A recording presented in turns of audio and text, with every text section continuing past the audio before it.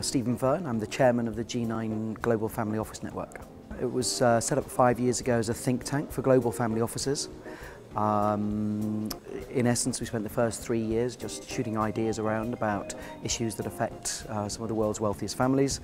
And for the last 2 years, we've effectively sort of begun to corral some of those ideas into strategies and plans for families to take into the future for the next 5 years or so.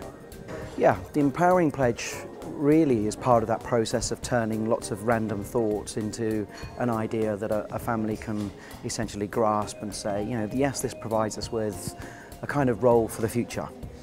In essence, if you look at the way that families have structured their wealth over the last 100 years or so, or even 200 years, you're actually still living in a situation where our wealth planning and our wealth structuring is based on almost family life that was Victorian, you know, 200 years old, where perhaps the patriarch, who's the wealth creator, maybe saw his children, you know, for 10 minutes a day, if they were lucky, in a very formal setting. We live in a very different time, and this idea that when you create wealth, almost the first thing you should do is lock it away, put it into trust structures, keep it away from the children, you know, protect them. A lot of that, which we strangely enough use the word trust for, a lot of that actually denotes a lack of trust. It actually says to your children, you know, you're not going to touch this because you're going to mess it up. So we've got a much more sort of dynamic attitude to family life, and believe that the starting point shouldn't be we distrust you, therefore we're going to keep it away from you. The starting point should be we're going to trust you to handle the wealth in a socially responsible way. Now, if you just write a cheque to your 25-year-old, having never had the discussions and the dialogue about what to do with this wealth, of course that's going to end in disaster. But again, that idea is as old-fashioned as actually your family understanding what's going to happen with your estate when they read a will on your death. You know, it's such a bizarre idea that you don't discuss these things with your family, you don't communicate many years in advance, you don't start the process of saying, this is your role in life, this is your responsibility, these are some of the opportunities that we're going to present to you. So really the Empowering Pledge is about accepting that we're living in different times.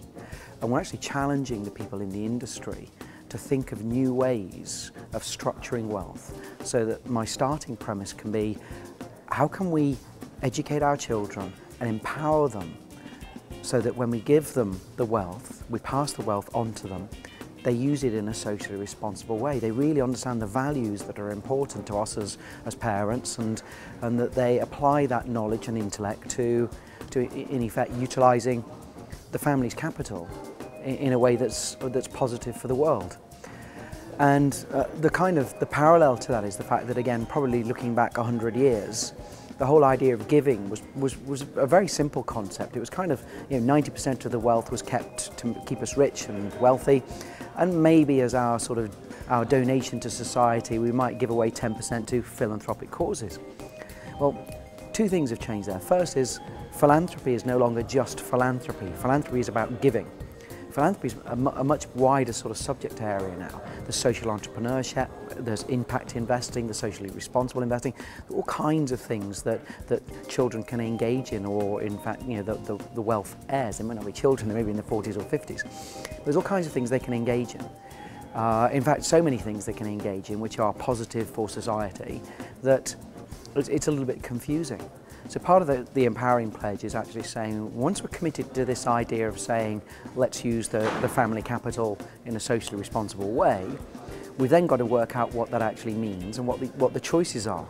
But the starting point, and the most powerful sort of point of the project, is that there's probably about $1 trillion worth of capital tied up amongst G9 families.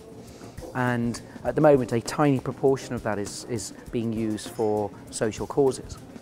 And part of this idea is to actually utilise the whole family capital in a socially responsible way. So that includes the investment portfolio, as well as the endowment, as well as the little bit that historically you would have given to philanthropy.